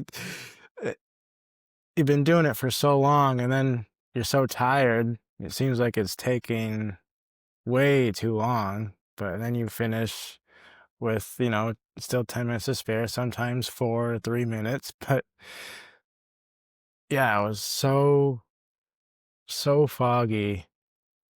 Well, literally foggy, but my mind was foggy too the whole night, I think. It was wild. Were there any fun hallucinations along the way? Yeah, starting the second night, I think. Maybe it was the third. Or actually, it was in daytime. Every large rock looked like a car. Later I learned Amber saw the same thing. Maybe there was a car out there. Maybe, but I saw like multiple. It was like a whole lot full of cars at one point. I think the third night I saw some type of, it ended up just being a little tree, but it was some type of skeleton looking person. I'm like, whoa, that's weird. But yeah. And then the fourth night, the trees, the small trees were all like wet and everything and looked like they were moving. Look, the glow sticks that were up there looked like they were floating away. Yeah. I think that's all I can remember, but Mm, it was definitely some. Yeah. that's spectacular. That's really good. Yeah. um, So another thing that I think a lot of people were interested in was sort of the dynamic for the last part of the race, because you two were alone with each other for over 20 hours. And I know you guys were doing long course versus short course, and you were really only together for the break time, or you're in the same space for the break times and then that first climb up the T-bar each lap. What uh what was the dynamic like? Were you guys talking at all? Or you guys just silently death marching? Like what if anything was the dynamic between you two guys out there? I remember when the first lap when we got down to two, we got in the corral and I don't remember your exact words, Connor, but you fist bumped me and said something really nice. And Yeah. it was like I don't remember what it was, but I was like, oh, that was really nice. And Uh, yeah, I said good luck to you, sir. Yeah, that's right. Yeah. You finished it with a sir. It was very respectful. That Yeah. was very Yeah. And it respectful. was when the two of you came together is when after Amber had dropped out. So she dropped out at what, yeah, 67? Yeah. So yeah, that yeah. that really had a big impact on me. Mm. And after that, I mean, my memory is that I mean, Connor would take off, and he was much faster than I was on the climb, and so as soon as we left the corral, he was out ahead of me, and then the next time I would see him was I would most of the time when I would crest the on my third climb, I could see his light coming down. Like clockwork. I mean, it was, we were, I think, very consistent so I would see his light coming down but yeah, most of the, we were only, in the corral for a very short period of time. We didn't say a lot. Connor was yeah, just a machine in terms of his focus it was just super impressive. So are you, Bill. So That's what I've interestingly, been that's what I've been telling everyone. You are a machine.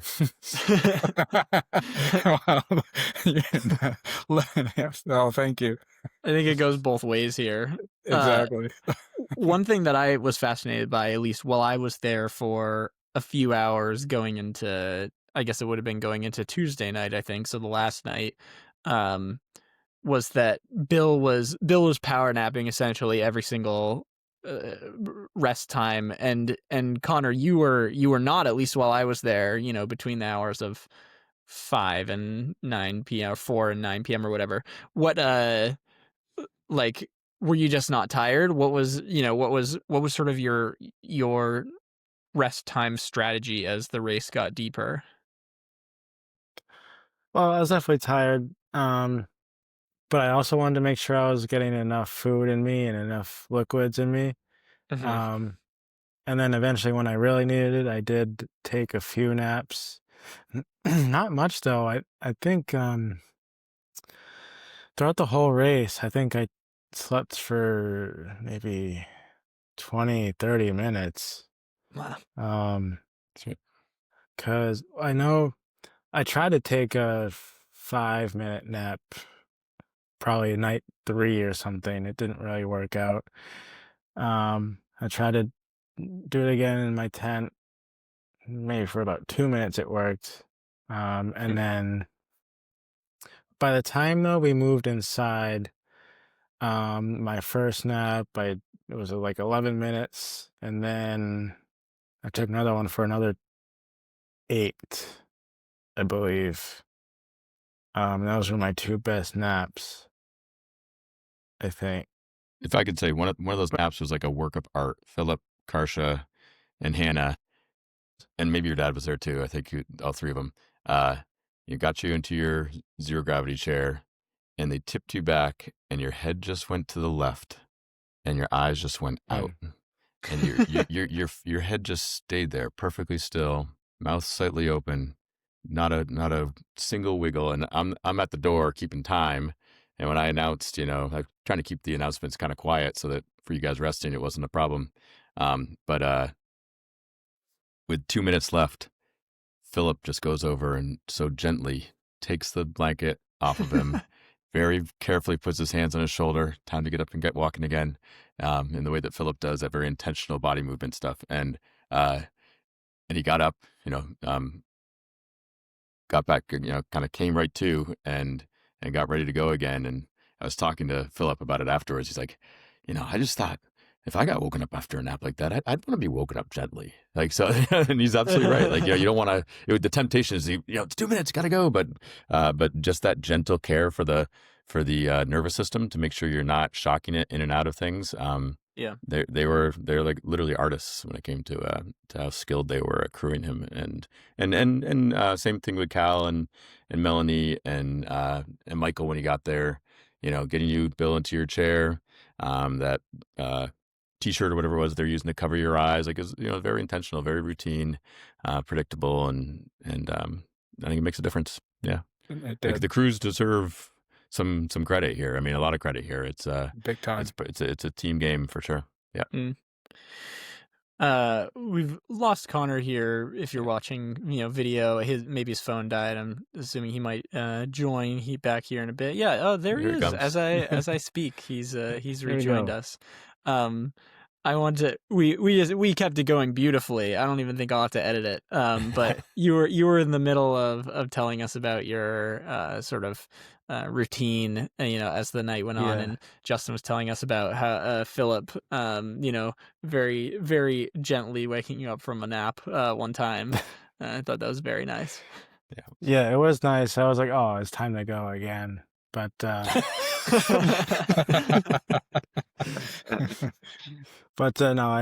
I appreciated everything Phil did. Oh my gosh, yeah, when I needed it, when my mom had to go back home to work, I reached out to him. Well, actually, yeah, I reached out to him. My mom reached out to or talked to Justin and Eli, and they said, and then Amber made a post about me needing a crew.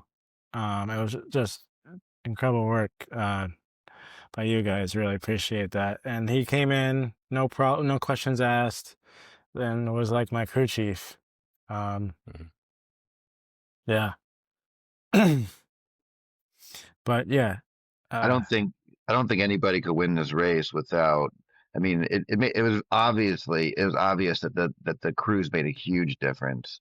It's like you need a crew, you need a zero gravity chair. Both of those two things are necessary to win this race. And it was awesome to see. As someone that's not had crews for a lot of my racing, it definitely makes me. Well, yeah. The best races were Justin crewing me, but in general, it was just really cool to see. Like it really seemed like it was a team effort, and I don't think either of you would have gone as far as you did without that. I mean, it was well-oiled machines there for sure. Yeah.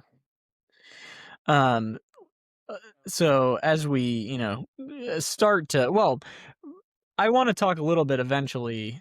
I guess we can do it now about sort of where we see this race going, because I've heard different things, people saying this, the standard that you two set will never get touched, or that this is just the beginning. One of the things I think is cool is the way this has sort of like spread out and inspired people. Like, I think there's a real chance that this race causes Last Skier Standing to go farther this year, which I think is really, really cool.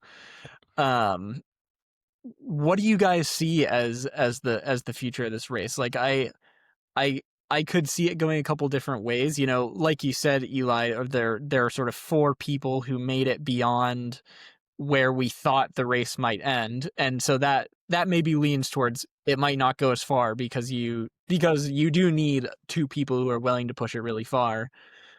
Plus, we had really good, for the most part, until the very end, we had pretty good weather this year, and all that sort of came together very nicely.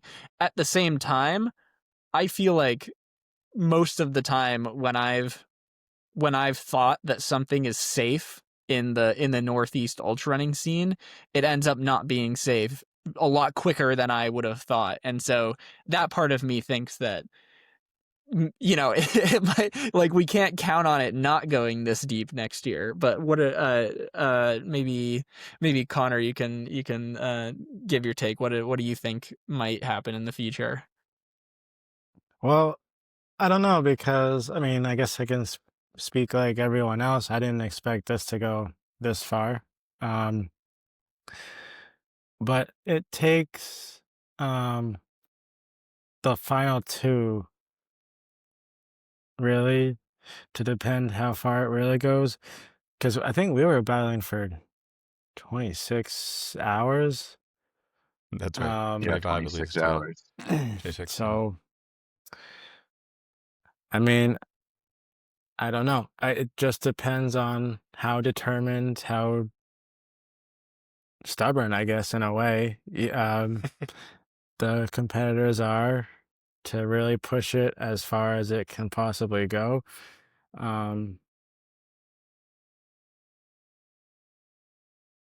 Yeah. I don't And know.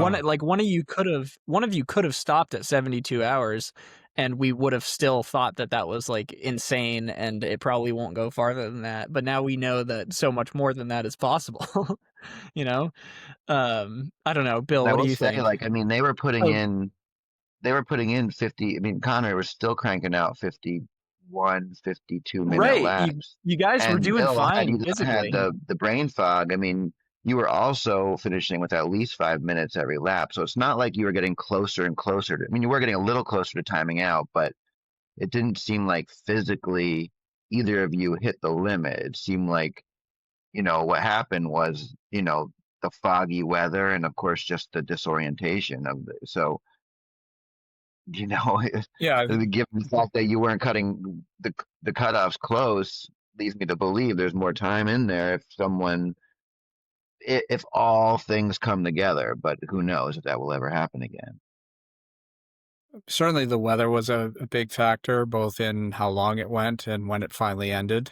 um, the fog, little things like that, just add to the difficulty. But yeah, we were both, particularly Connor was still physically super strong, and not even close to um, timing out from a physical standpoint. I was having to, I had really bad metabolic acidosis at the end. I was breathing very heavily on the climbs. I was having to work really hard to continue hitting the splits, but I was still able to do it. And, so physically, I feel like I probably could have, continued on for quite some time. But the mental aspect is the ability to get some sleep and to deal with the mental confusion, I think, is the real challenge when these things go really long. Um, so yeah, I mean, it's hard to predict what, I'll be really interested to see what happens next year. Mm, The, but yeah, I think if you got people out there that are physically capable of continuing that effort and are fueling. I mean, the one thing that I'll shout out to Connor that is it just blows me away at such a young age and so early, and to be able to get all of the things right that are necessary to go that long, to be able to do the fueling and the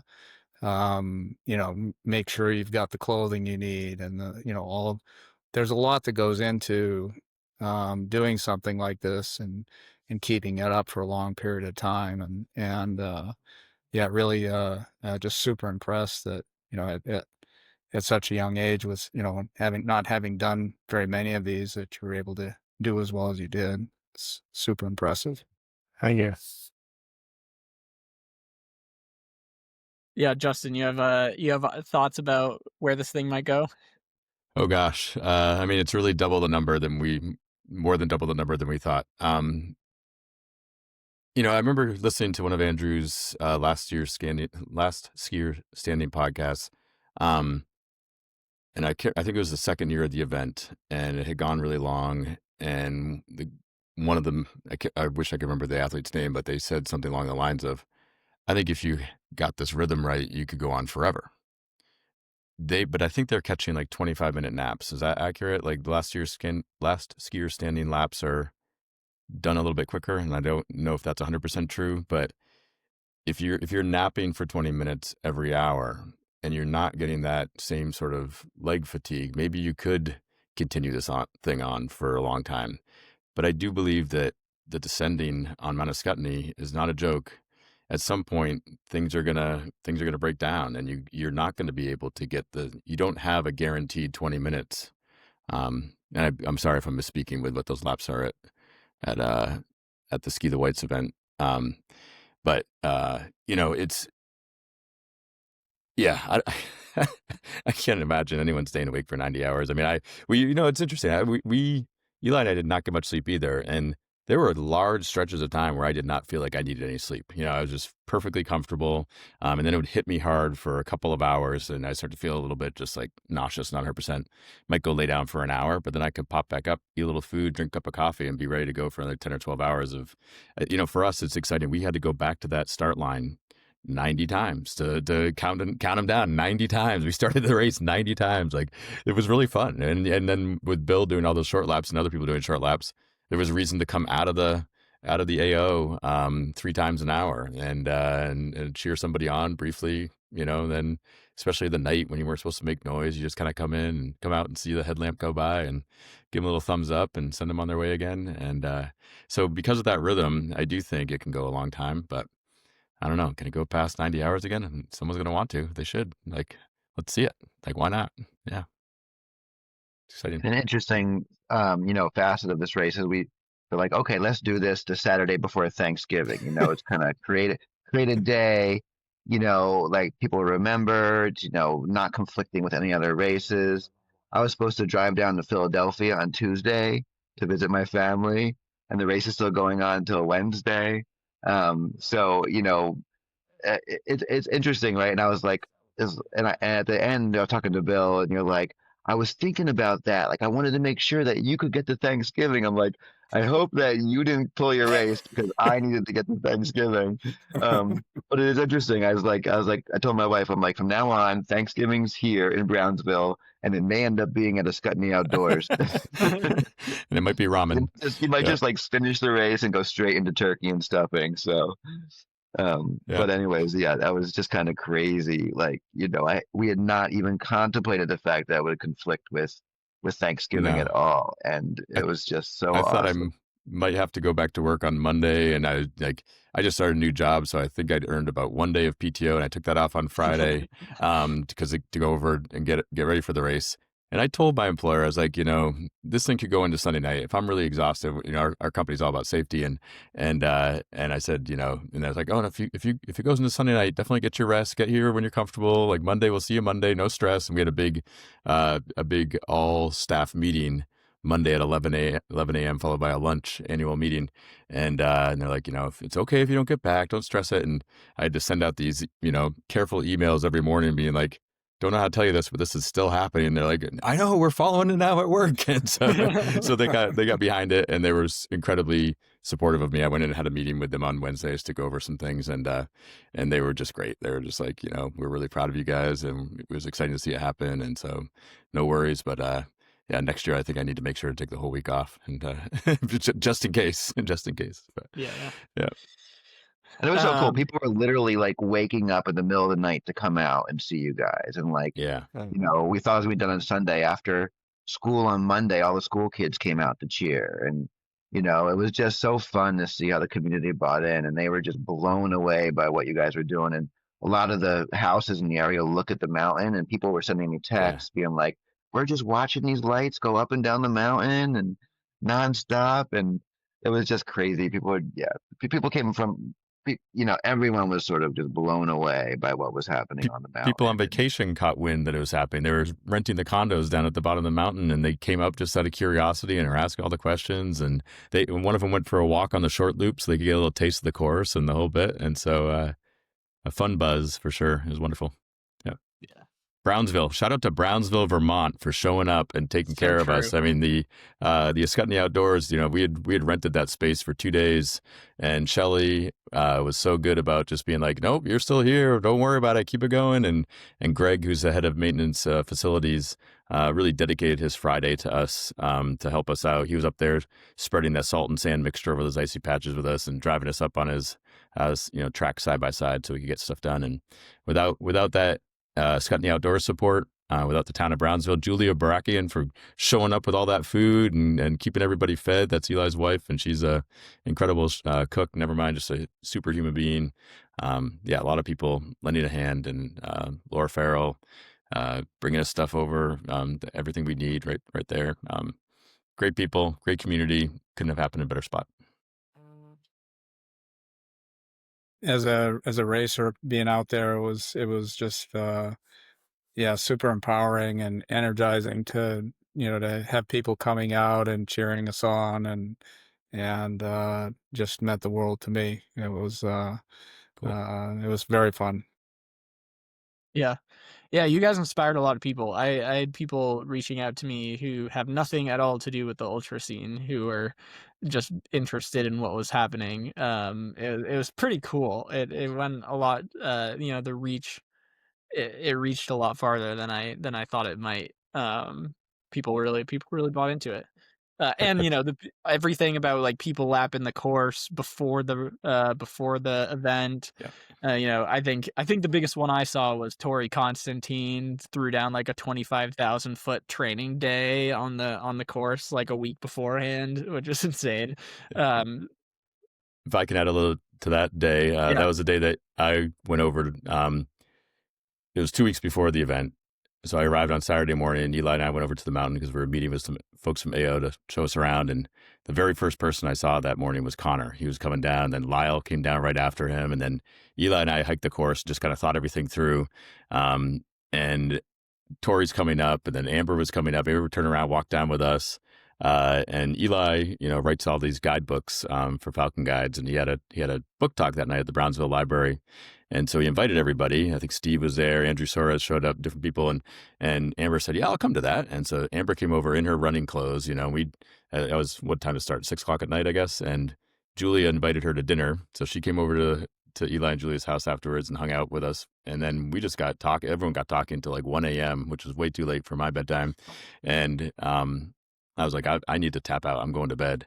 And Amber goes, you're not going back out for laps? I was like, no, I'm not going back out for laps. She's like, well, Tori's still on the mountain, so someone's got to join her. And so Amber went out and I think laid down 2 more with her at like 1 a.m. and then drove back to Woodsville on her own. Like, how these people do this is just mind-boggling. And it's just all for fun, big old smiles. But yeah. But I will say that, being a member of this community, it was so cool to see like all those people. I mean, Peter came, and I think Peter threw down like a 23,000 foot day, and then Amber threw down a 24,000 foot day, and then Tori threw down like a 25,000 foot day or something. I mean, it was the race before the race, and obviously with Conor there, and Lyle, and Andrew and Rob and Lance. I mean, so many people came out, and that was really cool. I mean, Bill, you hit this course sight unseen. You now probably know every step of the course. But it was kind of He's cool. got the gist of it. Got the gist of it. Yeah. But that was awesome. The community that built up ahead of time for 6-7 weeks before the race, more and more people. And shout out to Amber, who really does a good job of reaching out and helping build community. And I think she got the word out. And, it really gave us a sense too of like the feasibility of this course and of this race, and, what people would do. Once we realized people were just doing 20,000+ feet in training runs, we're like, okay, this is going to go a while.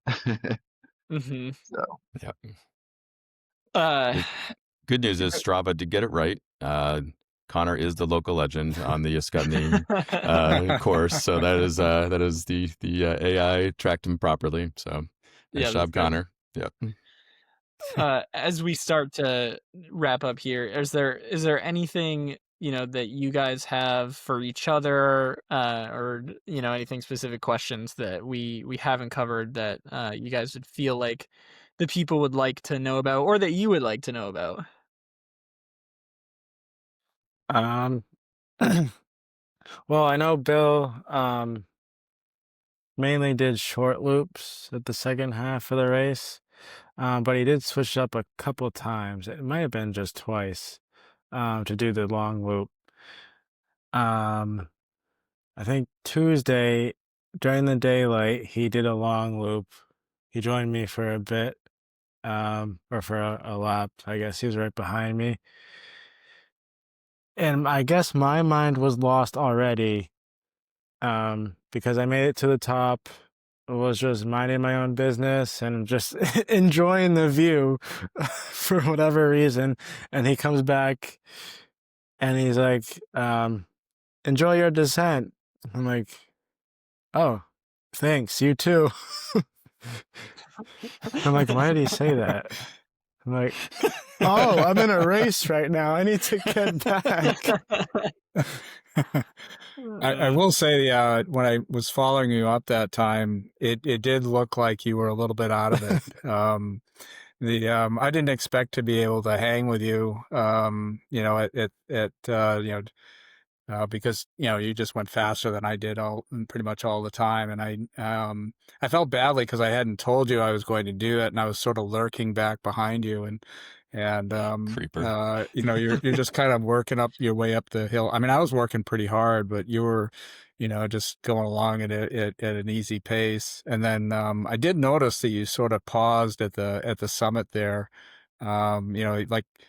There's a point where I couldn't see you, but it took you longer to get starting back down than I expected. And it did seem like you're just taking in the view up there. Yeah. Yeah, so I appreciate you doing a long loop that lap. There's another point too, where we moved my stuff to inside. I don't know why I got super confused. I'm like, oh yeah, they're gonna meet us up at the top. So I'm like, okay, I'm just moseying my way. I'm like, no, dude, you need to keep going down to the start line. And so I kept running, stopped, got confused, and I kept running again. I don't know what time it was when I got it back, but I was like, okay, yeah, I was right. I'm still in this race. I don't, but yeah. I guess maybe two thoughts that I had that maybe to share. One is on one of those loops where Conor was having a really tough time. I got it in my head that it was over, and he pulled in with like 2 or 3 minutes left, and to turn it around, and that, if you ever want to really mess with somebody in a race like this, that's exactly what you should do. I mean, it just crushed me. Yeah. To have to go back out there was like, oh my gosh, this is so hard. Yeah. And then I guess the other thing I just wanted to shout out is to everyone who supported me. My crew was just my wife. I mean, it was just such a wonderful experience for us, for Melanie and me, and then Cal came back after his race and supported me through most of it. Will came and a couple of times and made it possible for Melanie to get some sleep, and my son Michael came. Eli, you and Justin were just, your energy throughout the race was just phenomenal. It was it just made it fun. It was a really special experience, the whole thing, and it's a great memory I'll always have. Thank you, Bill. Yeah, thank you. Shout It was out, awesome. You guys put this on the map, this race on the map. I mean, it was already pretty epic, but like that final 26-hour battle was just really put it over the top. It was crazy. Eli kept looking at me going, how is this happening? And we'd walk back, we'd send you off on the, you'd head up the T-bar line and we walk back to the building and just be like, how is this happening? It was very special for us, dude, because, we let's just say after our running retreat, which had great location, fantastic world-class coaches, good energy while we were there, but did not have people that knew that we existed. So I feel like this definitely helped us, generate a little bit of a buzz, and we're just excited to be doing this work. And if your natural advertisement by having such an epic battle out there was a big part of that. So it's awesome. I want to give a quick shout out to my med school friends, Holly O'Hara and Noah Jennis, who went out there with lofty goals of 20 and 24 hours respectively, and they both hit their marks. So that was awesome to see them hit those vert goals. There are a couple crushers, and okay, last thing. So I want to spin it to each of you. Justin, you just mentioned you just alluded to the running camp, but Northeast Trail Adventures, like what's coming up in the future for Northeast Trail Adventures? How can people get involved with you guys? So we do have our website, northeasttrailadventures.com. We're on Instagram. We're on Facebook at Northeast Trail Adventures. We have in the books, although it's not on the website yet, we have booked a 3-day retreat, 2-night, 3-day retreat at Hub North, same location we used last year. We're working on getting our coaches lined up for that. But yeah, keep an eye on the socials as well as the website once that goes up. We're going to do things a little bit differently. Last year, we had everyone arrive on a Sunday with the thought of let's get them into the whites during the week when it's less crowded. But I think that's just hard in the summertime for people to get that time off from work and their other commitments to their families and things. So it'll be arrive on Saturday. We'll be running Saturday. We'll have our full day Sunday. We'll run on Monday as well, and then people can be on their way. We're going to do this same race again next year, same weekend, Saturday before Thanksgiving. Correct me if I'm wrong, Eli, but that's certainly, I think, what we are thinking at this point in the game. And then we're working on putting together probably an Ascutney-based 3-day running camp, looking like September right now, but we might play around with those dates. And maybe doing some 1-days, for people who are looking to do the Ascutney Vertical Backyard Race. Let's line up some training days on the mountain. Invite some people that have been in the race to come and share their expertise. So look for that, Bill and Connor. If you're interested in helping other people learn how to master Ascutney, we'd love to have you be part of that. But those could be like a 1-day, Saturday or Sunday, and kind of do what was happening naturally. A lot of these people who love being on that mountain did this fall, but then bring in some people who have the experience to kind of share their, ways to go about it so people have success. And then, I don't know, Eli, I mean, there's other things we've batted around, but I don't know that we're committing to anything else at this point. But we certainly want to build it and continue to offer opportunities for people to get out. And I think, we use that phrase, a running retreat in the White Mountains. And every one of us on this podcast and anybody who's spending time in the White Mountains knows that term running should be put in quotation marks. We want people to know that we're just working on moving efficiently in the mountains, moving, covering ground in a way that you might not have recognized was possible, or if you've been doing this sort of thing, learn how to do it with a little more intentionality so that you can cover long distances, be out there for longer amounts of time. Our running retreats are not, a 12-hour, you're on your feet the whole time. It's reasonable. I think we did 6 or 7 miles per day last year, and it was super fun. We just want more people to know about it and sign up and be part of it. Okay. So, Eli, anything to add to that? Yeah, pretty much ditto what he said. So the only thing I would say is I think, Connor and Bill helped us fall in love with this format, and we are contemplating doing maybe another version of this race somewhere else. But I think that this could be a format that other people copy and emulate, and I think it'd be a great way to sort of challenge people in new ways. There's so many things based on distance, and up here in the Northeast, there's nothing flat. I mean, unless you're on the road in the valley, you're going up or you're going down. And let's showcase what the athletes can do out here. And Will, I just want to shout out to you. You helped get the word out, which I really appreciate. We both appreciate, like, I'm not sure how successful it would have been without that. Really attracted some great talent, and impressed with you too. I mean, you and Cal, you guys did your 24-hour, 26-hour race. I think, Will, did you go do a clinical rotation and then come back and crew and then come back and then do another rotation? I don't exactly know, but you were like running, working, crewing. I don't know how much sleep you got either. So like, super hats off to you, man. That was pretty impressive. Thanks. Yeah, less than expected for Monday, Tuesday, because I didn't think this race would be going on. But no, it was a lot of fun. I was really, I was really excited to pump the race up as much as I could. But yeah, Bill, to you, where can people follow your adventures, and do you have anything on the calendar in the coming year? Yeah, you really can't follow my adventures anywhere. I don't do Instagram.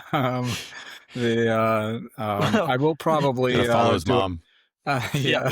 You gotta follow my fan account that I started for him. Yes. Bill Tit is the goat on Instagram. Yeah, right. Yeah, Will continues to embarrass me, but yeah, for me, I'll probably do a write up on this race, and I do have a blog that I once every couple of years I'll write something on. So no big plans yet for next year. I've got a few things that I've applied to that I probably won't get into. But yeah, no, nothing. I'm actually enjoying not having anything on the calendar right now. 200-mile races. Oh, Hey, what did Melanie. Melanie just say? She was just correcting me that I'm signed up for 200-mile races. There's nothing on the calendar. There's one in Nova Scotia put on by Jody Eisner, and in August, and then in I think maybe it's October, the Kodiak 100. Very cool. So I'm signed up for those two. Cool. How about you, Connor? Where can people follow your adventures, and what do you have coming up? Well, on Instagram, I'm Conor Brown, CONORBRWN. On Strava, it's Conor Brown, and well, I guess it's out in the open now since I signed up, but I'm signed up for the Jigger Johnson 100 next year, and I always do Bubba's, so there's that. There's a couple other things that I'm thinking about, but we'll see. Very cool. Yeah. Well, thank you all for your time. This is a wonderful being able to connect with all of you, being able to, be a part of the incredible event that the four of you, put on for us out there, way into the week. Yeah, guys, this was a lot of fun. Thank you so much for your time, and good luck with everything going on in the future. Thanks, Will. Thank you. Well, Yeah. appreciate it. Thanks, Will. Thanks, everybody. Yeah. Congrats, you guys.